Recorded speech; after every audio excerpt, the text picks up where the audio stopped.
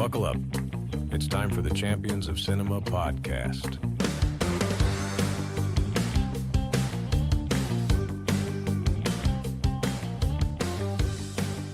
Welcome, sports fans, to the Ultimate Cinematic Arena. I'm your host, Joe Walker, and this is the Champions of Cinema podcast.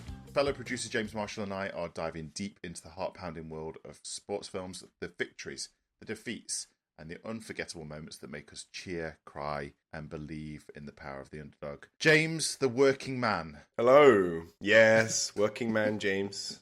Been a week now. Yeah, well, that's it. You've begun your first week of the next 60 years has begun. 60? Well, yeah, by the time you retire, brother, it's yeah, going to be right. in your 80s. 84, just like, I need those reports, James. Just like, I've just shat myself. You know, it's like... Oh, God. What have you been watching recently? I've been watching a lot of stuff. It's been a busy week for me. I've watched 3 films. So I watched 7. Nice. Mm-hmm. Fucking, yeah. Reservoir Dogs, finished that yesterday. Mm-hmm. Great film. For a long time, that was my favourite Tarantino film. Did you notice the number 2 character from All the Right Moves in there? Saying, "Don't you point that gun at my dad." Oh, shit. That's him. I'm sure I noticed back then. We must have talked about it when we did All the Right Moves. Like, oh, this guy's in Reservoir Dogs. Yeah, that was cool. And then, but obviously, you know, first week had some timing nights. You know, if I worked and then went to the gym, so I had to turn my brain off. So I watched Daddy's Home 2 with Will Ferrell and Mark Wahlberg, and fucking hell, that's a piece of garbage. That was hour and 50 minutes. I can't get back, but anyway, I hit 2 for 3 this week, which was good.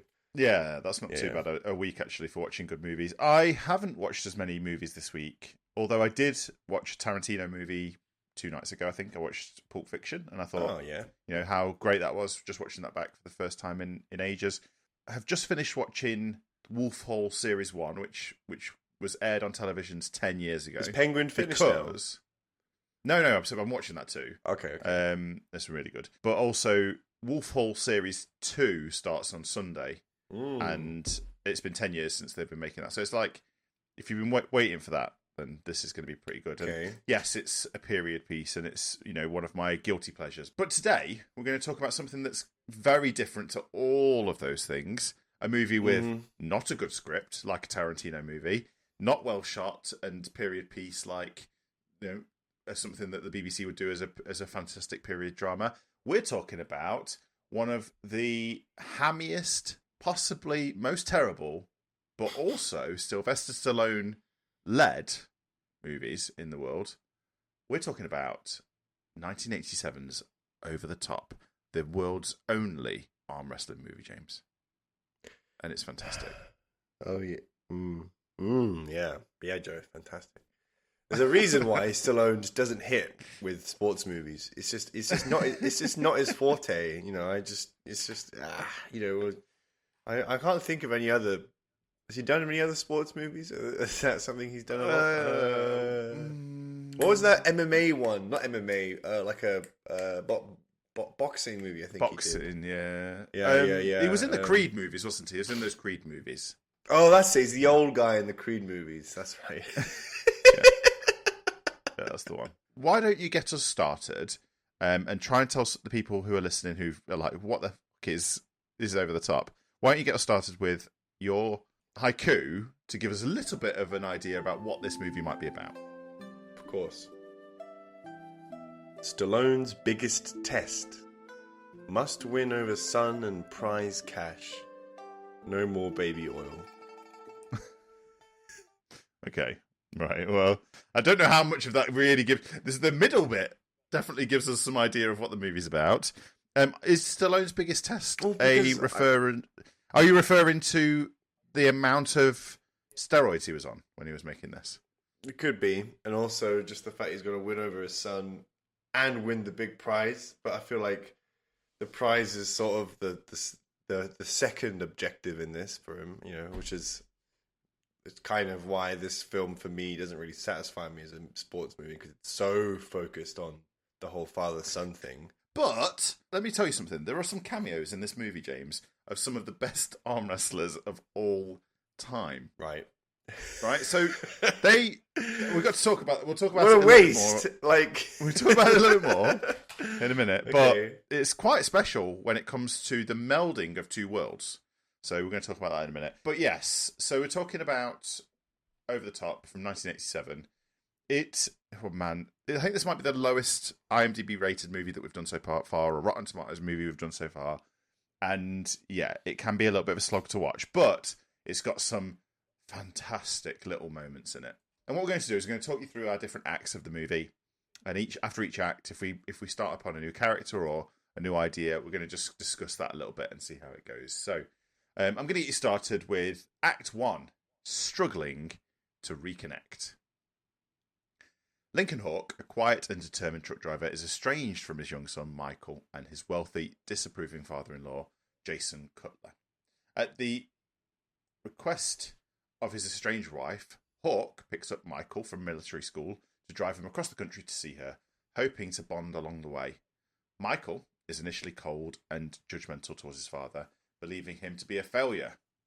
Hawk, however, reveals that his life philosophy and tries to show Michael he's more than meets the eye, especially as he trains for the World Arm Wrestling Championships in Las Vegas. So, it's pretty standard intro. Yeah. Yeah. Listen, you tell me another sports movie where a man has got a normal job, like driving a truck, and then wants to go off and do a secondary way of earning a bit of money on the side, like arm wrestling. That's true. That's pretty cool, I suppose. I guess there's ways of making it. Again, this is now the third film of obscure sports where the championships take place in Vegas. I love it. I guess we've always where the betting is. We've uncovered a trope here, I suppose. Sports Vegas final, championships. The Vegas championships. So Vegas championships. That's kind of cool. But yeah, I suppose we should introduce our characters, right? So, Lincoln Hawk. Yeah. If you want a character that's got depth, then this is not the movie for you. He drives a truck, and he arm wrestles, and when he goes to, he likes to eat a steak, and when he goes to a diner, he's gonna try and do an arm wrestle when somebody challenges him, because for some reason all truck drivers in America, they all know each other by first name. Yeah. Even though, there's hundreds, thousands of miles of open roads, and you're on. It's because they're all talking to each other on CB radios all the time. Breaker, 19. This is Hawk. What's the range of those things, though? I don't know. They're not very far, about 30 miles, I think. Right. Okay. So it's for if there's a jam or a crash or something, they can be okay. Yeah, fair enough. That was pretty much what they were there for. Give updates and things. But there's something about Hawk that I do like, and that is. He takes his son, and they go off and do this sort of stuff. And there's a point where he's teaching his son how to arm wrestle, and he has a chat with him, and he gives him the world meets nobody halfway speech, which is a brilliant precursor to another speech by Stallone, which is the world ain't all sunshine and rainbows, James. Mm-hmm. I think this is a sort of setting Stallone up a little bit for some of the movies that he's going to do in the future. Yeah, I suppose. Yeah.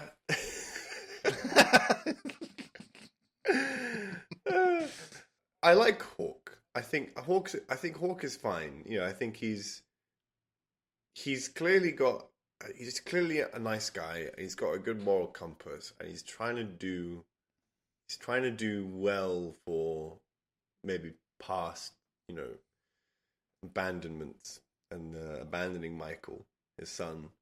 But I feel like there wasn't enough information given in this film about Lincoln and about Hawk and Michael. Yeah, it might be helpful to build a little bit more exposition in there, definitely. A little bit more exposition would have been good. I do find it interesting to see kind of this side of American kind of culture of these quite elitist Americans that go to military school and stuff. Just their sort of private schools, and a bit of old money there was here and there and stuff, and kind of the way that they treat people like Hawk. When he arrives to there, they sort of assume that he's a delivery guy. Oh no, my son's here. Like, oh, well, okay, he's wearing a denim shirt with suspenders and a tie. I dare you to ever wear a denim shirt with a tie on it, a clip-on. He's doing his best to look smart, is he? I suppose. He does try washing his crap truck though as well at the start, just to make sure it's nice and clean and tidy. I would suggest that you can wash a shit truck as much as you like, but it's still a shit truck. That's a good point. I don't think it's going to make any difference. You know, you can't wash the rust off. You can't polish a turd, but you can roll it in glitter. That's great. You know, it's kind of one of those those phrases. It's a pretty simple introduction, isn't it? It's like it is a pretty simple, and the characters are quite straightforward too. You know, Michael. What do you think? What do you think about Mike as a character, as an actor? As an actor, well, David Mendenhall, he's been in a lot of movies. Well, wait a second. Before you get there, I would like to ask you a quiz question about David Mendenhall, and that is 1 year before making Over the Top, what Transformers character? Daniel Witwicky. Can't catch me, Joe. You're supposed to do research, James. You're supposed to do research. Research was supposed to be my job.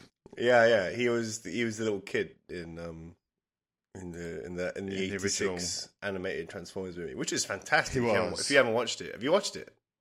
No. Oh, Joe, it's so good. It's great. It's got good soundtrack in that as well. Actually, it's very 80s-esque. Yeah.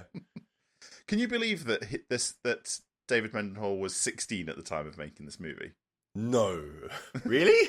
Yeah, he was born in 1971. He's like 12, right? He's going to be. That's what he looks like. How do they baby? How do they baby him down? He was so small as well. I like there's elements of this movie where you sort of like there's a development of a relationship between father and son, and there's a little bit of like hidden stuff. Like he said, "Oh, you never wrote a letter in the 10 years that I haven't seen you," and blah blah blah, this and blah.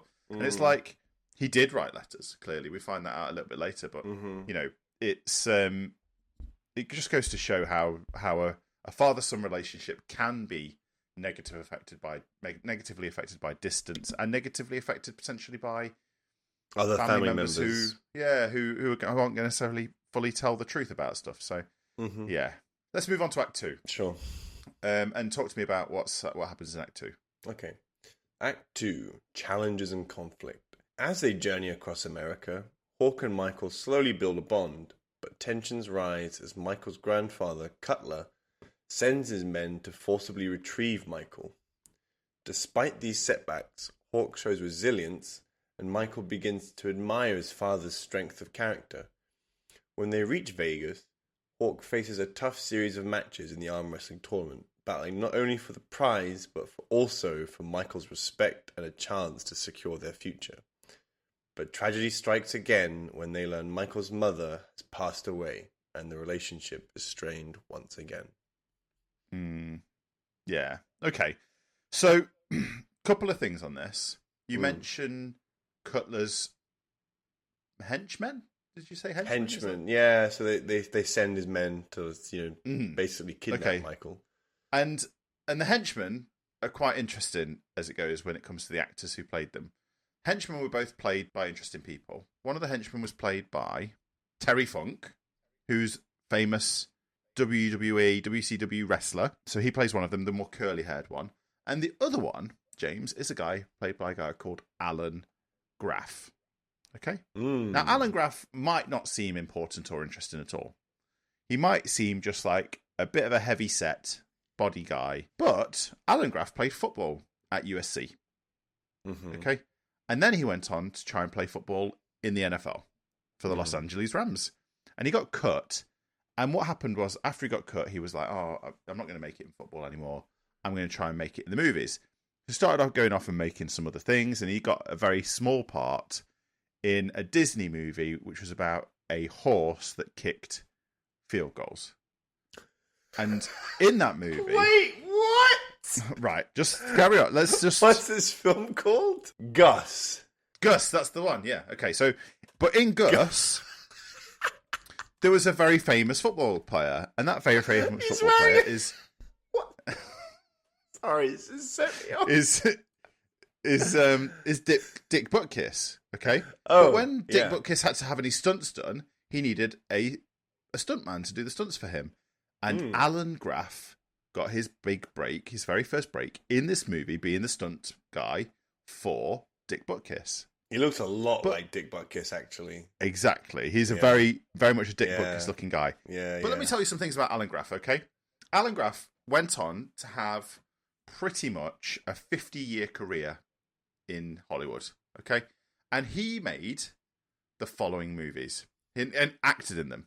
Boogie Nights, Total Recall, RoboCop, but also, just listen to this, Jerry Maguire, The Replacements, What? Any Given Sunday, What? Gridiron Gang, The Express, and he was second unit director on most of those and stunt coordinator on most of those, but he was also second unit director on The Waterboy, A Knight's Tale, Friday Night Lights, and a movie that we've already covered again, The Program. You want to make an American football movie in the 80s, 90s, or noughties, and Alan Graff is going to be your second unit director and stunt coordinator. So he was there to basically say, this is what football actually looks like. So he'd be like, He is no, the football that's guy.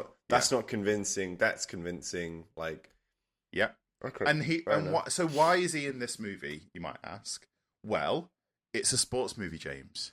So if it's a sports movie in the 80s, Alan Graff is going to be in it because he's probably going to be organising the stunts and sport action of your tournament in Reno/Las Vegas, Nevada.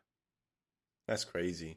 This fair guy, enough. Is he still around? he is, yeah. So okay, is he still work? He's 74. He's literally the last credit he ever had was in 2022. He made a few episodes of The Mandalorian. What? Oh my god! Yeah, he's big time. there's some highlights of him on YouTube. I'll send you the video later. But there's a bit where like every time he gets punched by a big name actor, and he's like getting punched in the face by Arnold, getting punched in the face by Stallone, getting punched in the face by Van Damme. He is legitimately like if behind the scenes Hollywood royalty. That's and I don't pretty think fun. he's even. I think he'd be the sort of person. I think we wouldn't struggle to meet Alan Graff and shake his hand and be like, "Oh my god!" And he'd be surprised that we knew who he was. Exactly. Like, oh yeah. my god, you're Alan Graff. You made all these football movies. But he's someone which cinephiles would know, Mm. you know, and be like. But you see him. You always see him. So you see this heavy-set guy with a moustache, and you see him in so many movies, and you're like, "Wait a minute, that's the guy from this. That's the guy from that." We should do a test now. Whenever we watch a sports movie, and it's kind of like, is Alan Graff in this? Alan film? Graff in it. Yeah. And that helps. Well, I've just named so many of them. That bumps it up a rating automatically if he's in it. So, sure, like that. That's fair. And let's not underplay the actor, who plays Jason Cutler, Robert Loggia, Okay. who has been in so many things. He plays Frank Lopez in Scarface. This guy's in so much good stuff. Independence Day. He's in just a classic actor that's in so much stuff. And that's why I like him.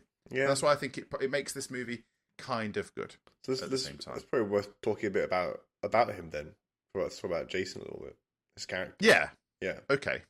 Go for it. Jason Cutler is Michael's wealthy, powerful, and controlling grandfather who's raised him in an affluent, structured environment. As a prominent businessman, Cutler exerts influence and authority, expecting things to go his way all the time. He disapproves of Hawk, viewing him as unworthy and incapable of providing a stable life for Michael. Driven by a mix of love and possessiveness, Cutler goes to extreme lengths to keep Michael close, seeing Hawk as a threat to his carefully crafted plans for his grandson.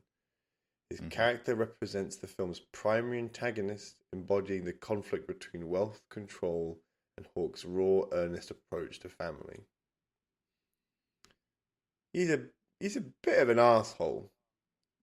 A bit. But like we always talk about, villains need to be villains that you actually don't like. As in, you can like, and that means that it's the writers have done it the right way in terms of crafting these villains. It is interesting seeing. I've not really seen a film before where there's been a grandfather that sort of stepped in to be a kind of essentially like a stepdad almost. You know, You don't being see. the I don't think you see it. sort of. Yeah, you don't see. And it very much anymore. you can see when before Michael, and as you know, the very beginning when Michael's still sort of warming up to Hawk, he's very much more like Jason. You know, he's kind of like just a young version of Jason because of it. And this sort of obviously reflects just like the sponginess of young people, how they sort of absorb. They're so easily sort of malleable. They're easily malleable and to the adults around them and stuff. But then once the more and more time that Michael spends with Hawk, he kind of quickly becomes more like his father than like his grandfather, which is nice, I suppose. But it did kind of, as I mentioned to you a bit before this, is like there's a fear that I've developed now that I never really felt before watching this, and it's just like the idea that like my own son like wouldn't like me if for some reason like I split, you know, from my partner, or even if maybe we didn't, maybe, you know, I'm still around all the time. But also like how easily affected maybe my son would be by what other family members tell him about me. It's just like, that's quite scary too. It's like, what kind of, we see that a lot of the misconceptions that Michael has of his dad is as a result of the way Jason's brought him up. Yeah, that was quite scary, I thought. This is the first time I've watched this movie in a very long time, and it's definitely the first time I've watched it since being a separated and divorced father of one, and who doesn't see his son very often. But I think it reinforced some things for me in a positive way, and that is, yes, distance can be a challenge for relationships, and sometimes relationships can break down for a number of different reasons. Distance, you know, contact, all those kinds of things. However, making a reconnection with somebody is easier than you think, and it's about sharing experience, and that's what Lincoln does in this movie. Is he shares experiences with his son. He takes him and says, you know, this shows him the real world. Shows him the real world. Shows him some arm wrestling. Michael's been in this small area. Does some pull-ups on his bull bars on the front of his. That was insane. Or that bar which he had installed. Just so you want training montage in a? How do you do a training montage in a lorry? That's how you do a training montage in a lorry. You know, how do you make it look pretty? Drive it through Monument Valley. Yeah. The director of this was a guy, Menahem Golan. Okay, Jewish director. He was prolific, properly prolific. Had made something like, been the director, writer, and producer for nearly probably over 100 movies, and over his time had 5 Academy Award nominations for movies that he'd produced. 1 win. And his final movie was one he wrote in 2009 called Oy Vey, My Son is Gay. You want to know why this movie is no good, James? It's probably because of Menahem Golan. Okay. Now, he got Stallone in and paid him. He's got 5 nominations, though, for films. What was the winner? For films that he's produced. Oh, produced. Okay. You know. What was the winner? I can't even remember. But it won for Best International Film or something like that. It was. Okay, right. You know, this guy is. I think, unfortunately, Menahem Golan is not necessarily the greatest director or producer in the world. However, Stallone helped rewrite some of the script. So guess why you've probably got 2 or 3 decent scenes in it and a couple of decent talking points by Stallone. Because Stallone was like, no, we're going to do this and we're going to do that. I think it was heavily influenced by Stallone. Do you think Stallone's a better director or actor? Wow. Because it almost feels like the only reason he ever he acted in the Rockies because he felt that like there was no one that could sort of bring his vision. I think he was incredibly intelligent. In saying that money. I need to be I'm going to act in this because it was his way of setting himself apart. Mm-hmm. You know, I think he knew that it was going to be onto a decent thing. You know, and I think he was smart in how he sorted it out. Is he a better director? I would say he's probably actually a better actor than he is a director. You know, let's talk about the culmination of this movie and what we're really here for, and that is the over-the-top World Arm Wrestling Championship. Okay? And this is called Act 3. It's winning it all. Cutler tries to legally gain custody of Michael, offering Hawk a hefty sum to walk away. Hawk refuses, focusing on the tournament, knowing a victory could change their lives. In an intense final match, Hawk faces off against a formidable opponent, Bull Hurley. With sheer determination, he powers through, emerging victorious. Inspired by his father's grit, Michael chooses to stay with Hawk, and they drive off together in the new truck, symbolising the beginning of a stronger bond with a fresh start. Right, couple of things to cover here. One, if you're going to make an arm wrestling tournament, the grand prize has to be a very impressive and expensive truck, a lorry, a cab, a cab lorry, so that you get people in. And you want to have an arm wrestling championship, all this sort of stuff.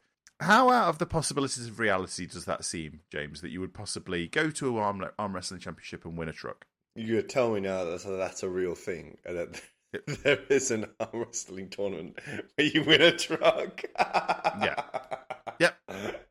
Why can't you just give the cap away? Oh, brilliant, now I'm stuck with a truck. Which I suppose you can sell, but... So, fair enough. As part of the making of the movie... They teamed up with the company who made the arm wrestling championship, and they had the arm wrestling championship the day before they shot all the movie shots for the they had it the day before the actual championship. The day after, they shot everything for the movie. It's hilarious. In the same place, and it was exactly the same truck was actually used as the grand prize, and the main guy who or something. No, it was actually that truck. It was the Volvo. It was the Volvo truck. Right, okay. Fair enough. Absolutely. And very famous arm wrestler, John Brzenk, who was in the movie, won. And what category do you think he was in when he won the movie? Like weight class? What class do you think he was in? He was in the truck. He was in the truckers class. There's a truckers class. So, what we're saying here is Stallone makes a sports movie where he sees undersized guy, somebody else's success in the truckers category, wins the event, and Stallone just goes, well, instead of making a documentary, I'll pretend to be him, and we'll make the whole thing into a movie where I'm him. Oh my god! Just like Rocky. Just like Rocky. Yeah. Just like Rocky. I like that story. Let's make that into a movie. And then add a bit of extra fiction and stuff. Make it. It's like fair enough. So, yeah, exactly. Yeah. It's very, very Stallone-esque, isn't it? Yeah. And Rick Sanwalt had hair before this movie, and they paid him $10,000 to shave his head for the film, and then he liked it so much that he never let his hair go back afterwards. But he plays quite a good bad guy character. They play quite a good bad guy character. And the motivation for all of this is he wants to get a better truck than he's currently got, so he can keep making his business work. Keep working 14-hour days and have a bad diet, eating fried food and diners and stuff. He's living the dream. Did you notice that during the tournament scene that somebody broke their arm? No. Yeah. So one of the arm wrestlers dislocates his elbow and breaks his arm, and they used it because it was shot, in the tournament the day before when they're shooting the B roll for the tournament, and he actually breaks his arm, and it's like, oh yeah, that's broken. That's why I would never want to do an arm wrestle. I've seen so many videos of people's arm not just dislocating, but somewhere it's like it's like snapped, like or like it's. No, I didn't notice that. I did wonder, like, if that's like, I don't know, if maybe that's what would happen to one of the characters. Maybe Rocky breaks his arm and sees his other arm. It's like, oh, you've never trained the arm. I was like, well, I got the guy in the time in me. I can work it out. I really like the Stallone character of this, because he's like, at this point he's full on, all the steroids, very, very. Oh yeah, he's very different to every other Stallone character, isn't he? He's just not at all like. But that's what I mean. He could be just a port over of Rocky. He could be a port over of many different characters. The expendable Stallone. But there is a prison movie where he plays football called Lock Up, which we'll cover one day. Why did we do that film, Joe? That would have made way more sense than this film. I want to see. For fuck's sake. You instead we watched this fucking film. Oh, dear. But let's not talk about that too much. I guess the question we've got to ask ourselves a little bit about this movie is, we've got loads of tropes. We've got loads of key relationships. There's no coach in this movie, which kind of spoils it a little bit. I think that's a bit of a shame that there's no coach-athlete relationship. I think if he'd stopped off on the way to have to go and speak to a Native American Indian medicine man who was also an arm wrestling coach, you would have loved that part. You would have been right into it. Probably. But because there's no coach in there, there's a problem. We do get resolution. Let's talk to me about... So the key relationships here really is a father-son relationship. It's not a coach-athlete relationship, right? I mean, if we talk about growth, like, I'd say there's not a ton of growth from Hawk. Not really. Does he learn to stop eating fried chicken? And because it's got over 1,000 calories and 50% fat. What a nerd.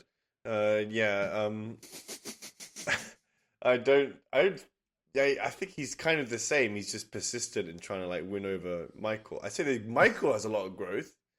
Michael stops being such a spoiled little brat and actually becomes like a kind of likable person. Whoa, spoiled little brat. That kid's got a future in the military ahead of him. You know, he knows how to say sir. He knows how to do everything he's supposed to be doing. A fucking 12-year-old having a tuna salad with dry bread. Like, what the fuck is this? Like, I'm backhanding my son if he ever asks for a tuna salad. You'll eat your chicken nuggets. And you'll be damn happy you've got your chicken nuggets. Give me a trope. Give me a trope for this for the arm wrestling scenes. Why is this? What's the trope? The trope in this, and it kind of irritates me. I just feel like this is not the final wrestle looks like it took like 3 minutes. Like the takes forever, and it's the whole like back and forth thing. Like 1 minute you're like, oh, and then you're like, oh, and then you're like, oh no, he's about to win. Nope, we're going back. It's just like, that's not. From what I've seen from arm wrestling, 90% of the time, once it's going one direction, it's going that direction. It's How do you from this angle when you're about to lose somehow? That's easy, James. You do this. Leverage. You get these two fingers. You gotta go over. And you go over the top. You go over the top. That's it. Can we talk a bit about that? Actually, I'm trying to figure out like what going over the top means. So going over the top in this, so in a normal arm wrestle, you're like thumbs locked and your fingers are wrapped around the outside of the palm. It's like when you go dap someone up, right? So you're dapping someone up. It's like your hands like you're wrapped around. Yeah. And they give a big clap and you say, "What's the matter, Dylan? CAE got your pussy too many places. You son of a bitch." And then you then arm wrestle that. But bringing it over the top is you take your index and middle finger, and you bring them over your own thumb, which I think is biomechanically supposed to be suggesting that gives you more torque or pressure on the other person's thumb, and you can get the forearm into it a bit more, and bam, yeah. Stallone doesn't like this movie very much. He doesn't like recognizing that he was even in it. And apparently he did say at one point that he was thinking about saying, should he lose the final arm wrestle to give the movie not just a normal sort of linear, direct path. Sure. But then when he was working on it with the director, he said, well, I lost in Rocky. I'm already an established actor now, established character. I don't think I should be losing, is what he said. I don't want to lose.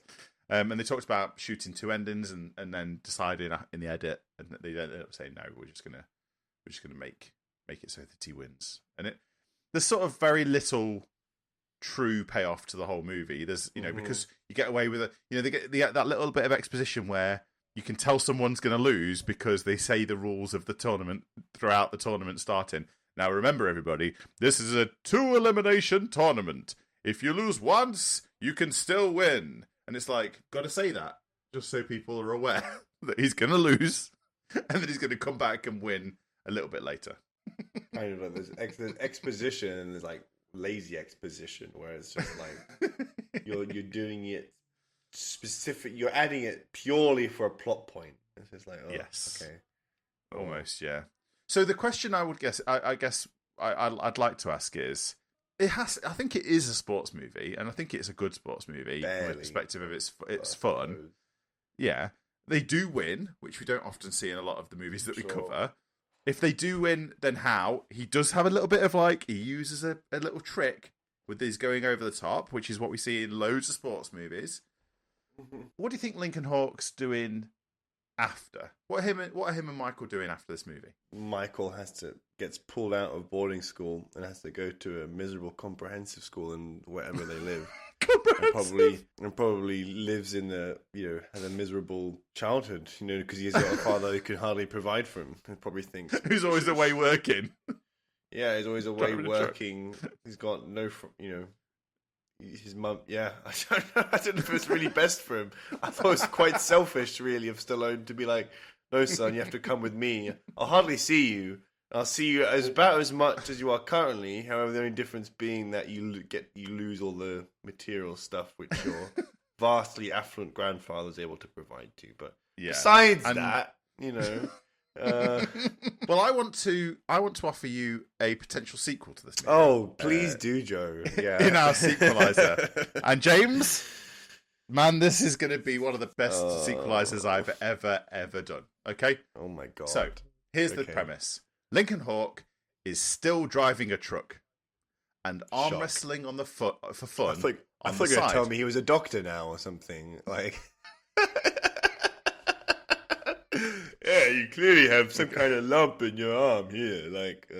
He's arm wrestling for fun on the side until one day, at his truck stop, he is implicated for the murder of a prostitute. Classic truck driver.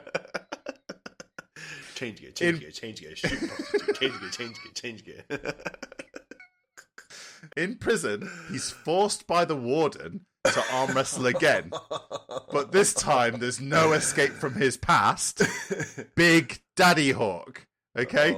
His own father, who we don't know anything about, is already in prison. And Lincoln Hawk has to go into this arm wrestling triangle in prison and then has to face his own father and replace and rebuild his relationship with his own dad in prison whilst doing arm wrestling. Here's the tagline for this movie, James. Can Lincoln Hawk survive prison, the brutal world of prison arm wrestling, and at the same time recover the relationship with his own daddy Hawk in Over the Top Hawk Tour? No! No, Joe. Why? How did I not see that coming? You need to have a really good actor for his dad. For his dad. Has to be the right age. I have a suggestion. Go for it. Clint Eastwood. Ooh. Yeah, maybe. It has to be somebody who's... What up, Lincoln? You always disappointed me. You've always been a letdown. You always do that over-the-top nonsense. You never do it properly. You're just a cheat. You're a big disappointment. Tell me that that's not a good sequel for this movie. That would probably then have more of a sports focus in it. So you're basically leaving all the sun stuff. Yeah. So Michael's not there anymore. Okay. I think it'd be a good movie. I think it'd be better than this one. In the nicest way possible. Did you like the exposition that he goes to prison for the murder of a prostitute? Did that actually happen? Or he gets framed? Paul Hurley strangles a prostitute to death and then puts him in the back of Lincoln Hawk's truck. Yeah. James, previously we've talked about movies and we've talked about pieces of memorabilia that we would want from the movie, okay? And this is a new segment that I'm calling a trip down memorabilia lane. What is your piece of memorabilia that you would steal from? Should we say it on three? Or yeah, from 1987's Over the Top. Are you ready? 1, 2, 3. Silver Hawk that goes on the front of the the Silver Hawk thing that goes on the front of the truck. No, I was going to say the arm pulley. The arm pulley. Yeah. Okay. Well, that's fine. I just thought that was such I completely forgot about the Silver Hawk.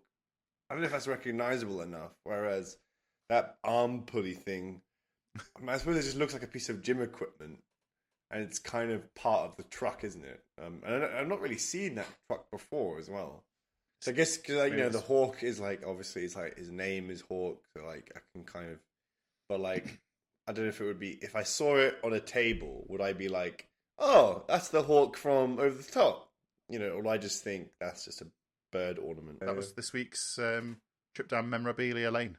James, we often ask this question about, is this popcorn fun or an art house beauty? Is this one is it life-changing? I have already posted about this movie already in our stories for the Champions of Cinema podcast. Yeah.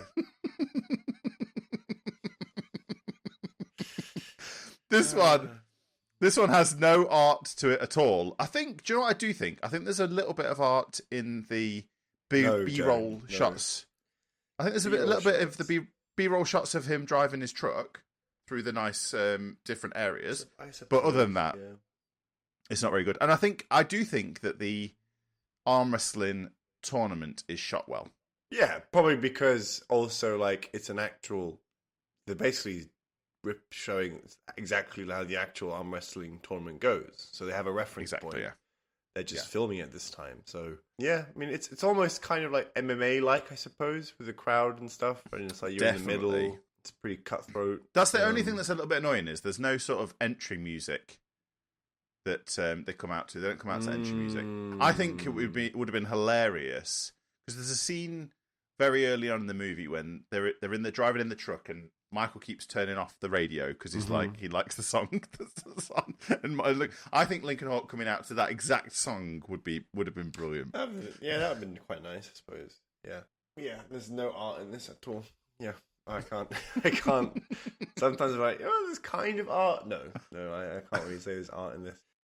This movie is single-handedly recognised as bringing a lot of people into the sport of arm wrestling.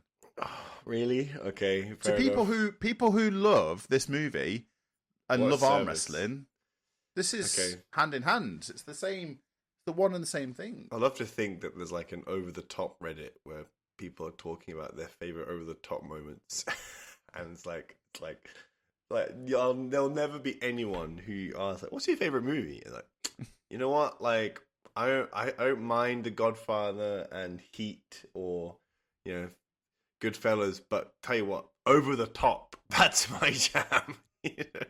Somebody referred to it as the definitive film about arm wrestling truck drivers fighting for custody of their children. Over the Top lives down to its title in the cheesiest of ways.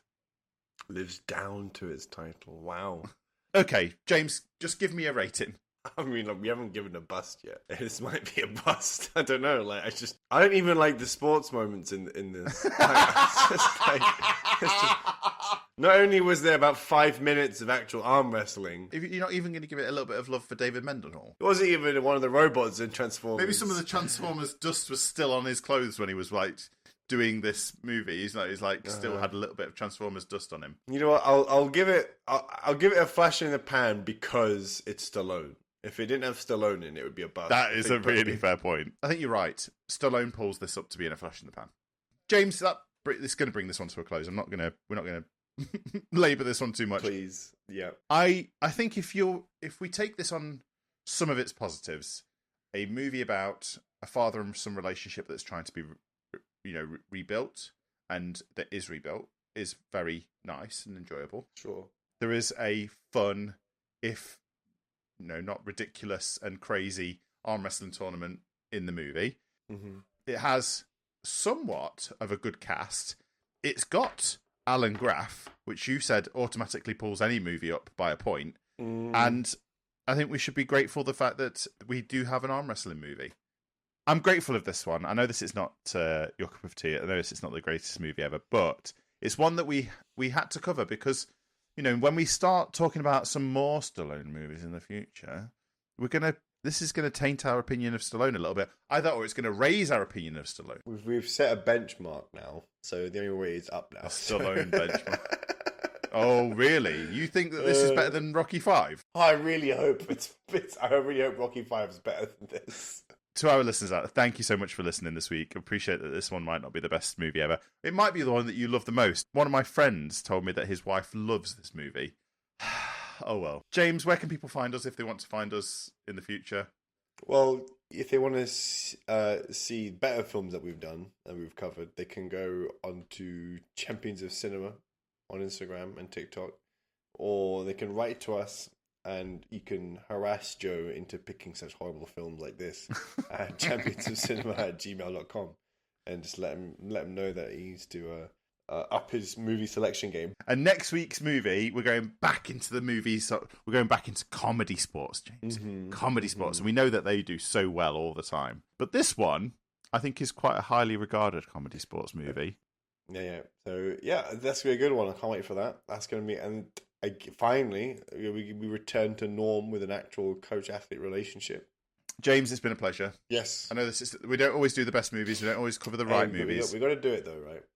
But it's important because if we're going to find the champions of cinema, we've got to search through the journeymen of cinema. Exactly. The flash in the pans and the busts of cinema. Okay. Exactly. It's been great. Thank you very much, James. Joe, hit the music. Bye, everyone. Thank you. Thank you, everyone. Goodbye.